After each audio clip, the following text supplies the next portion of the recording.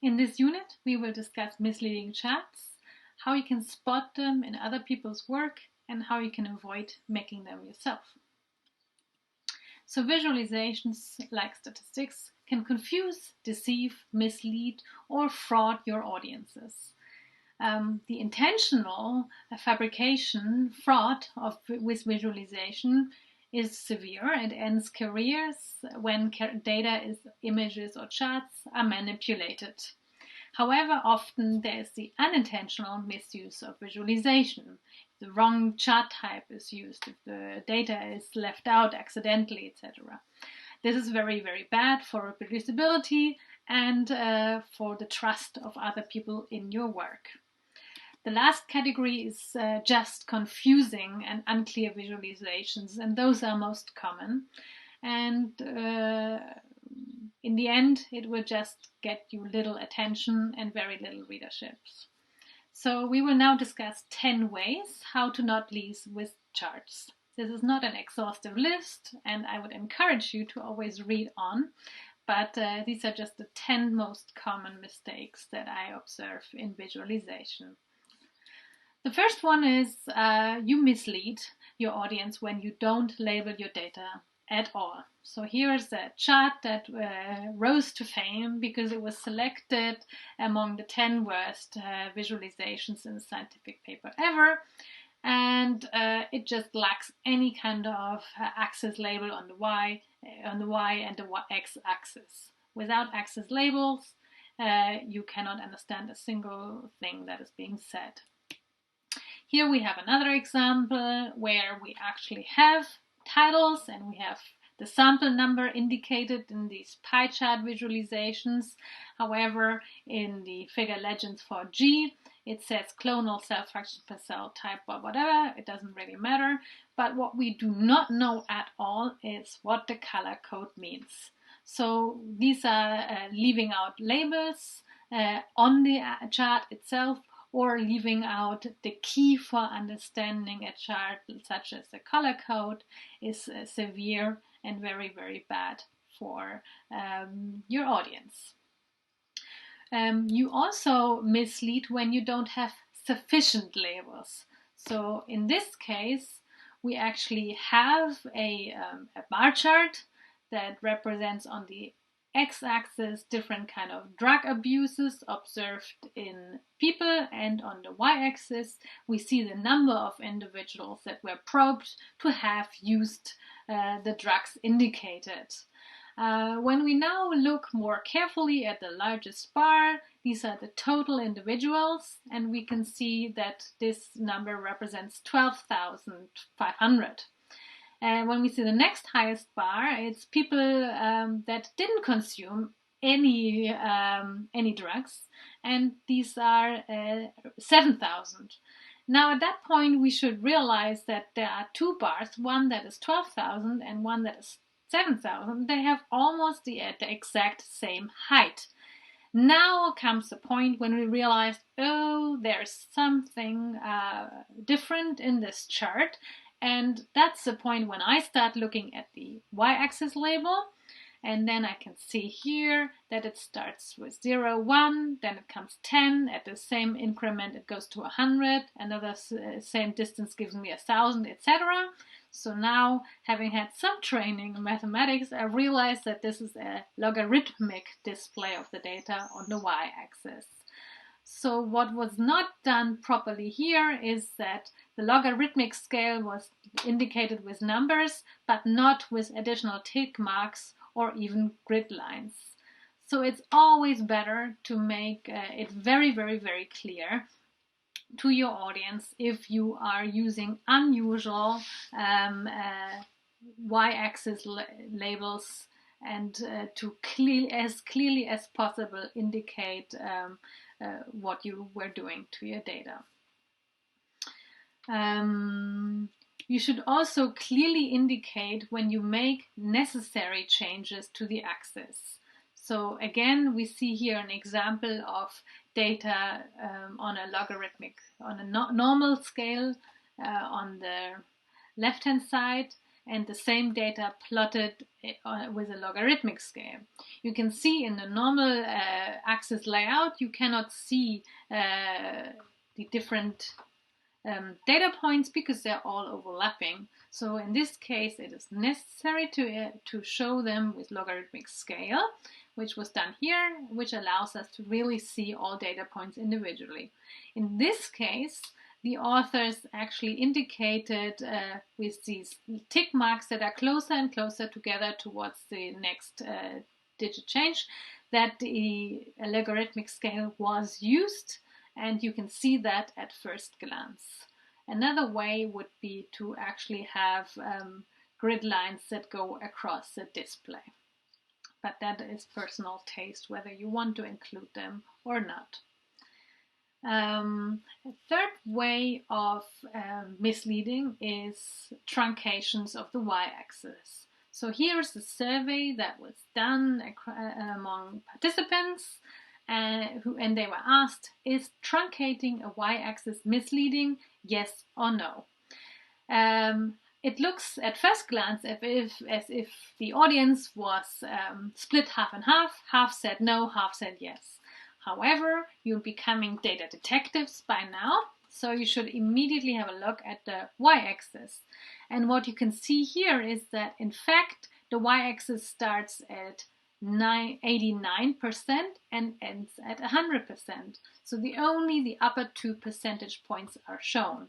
In reality, only 1% of the people answered no, cutting y-axis is not misleading, while 99%, the vast majority of people, agreed that this is very, very misleading. And obviously, this is a prime example of, yes, indeed, it is extremely misleading to truncate the y-axis in bar chart. So you are misleading when you don't show the zero in bar charts. Why? Remember from the previous units that we measure, we can encode quantity by length. So if we have 2 bars, the one that is higher will have the larger quantities than the smaller one. If you now hide parts of the graph like this, you will change the perception. So let's have a look at an example. So here we have for 2 years, representative years, the number of women with the W3 professorship in biology or whatever. And you can see, wow, from year 1 to year 2, it increased a lot. Well, in fact, what we have here again is we do not show the zero.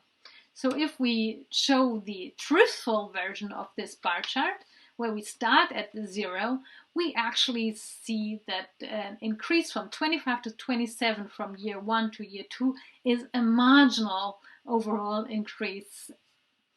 The percentage difference is much more increased.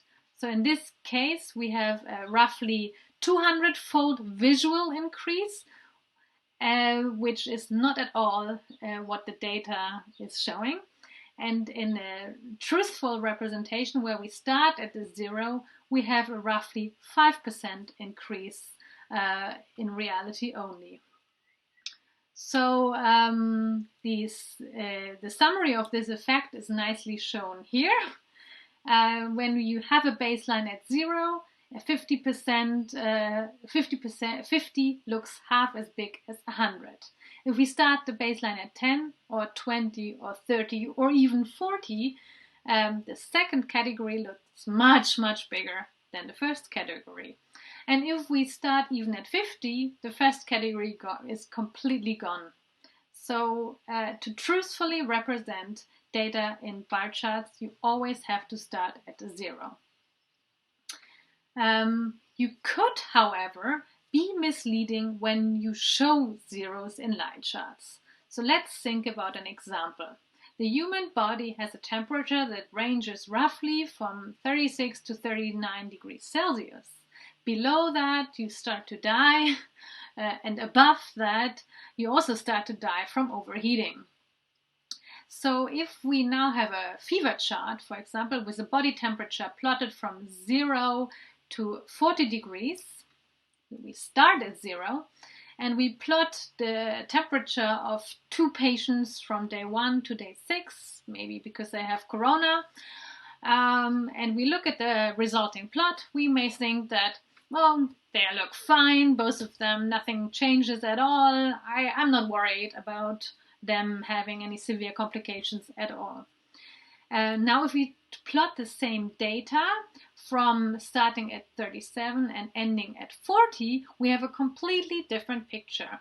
While for the blue patient, the temperature was roughly similar across all days, the temperature of the orange patient dropped from day 1 to day 4 dramatically to sort of normal body temperatures. So by starting our line chart not at 0, but instead of 37, sort of the normal range of where a temperature actually occurs, we are actually showing a truthful representation of the change, the rate of change that was visible. Another example that made the rounds where showing a zero line, showing the 0 in a line chart was severely misleading is for the surface temperature of Earth.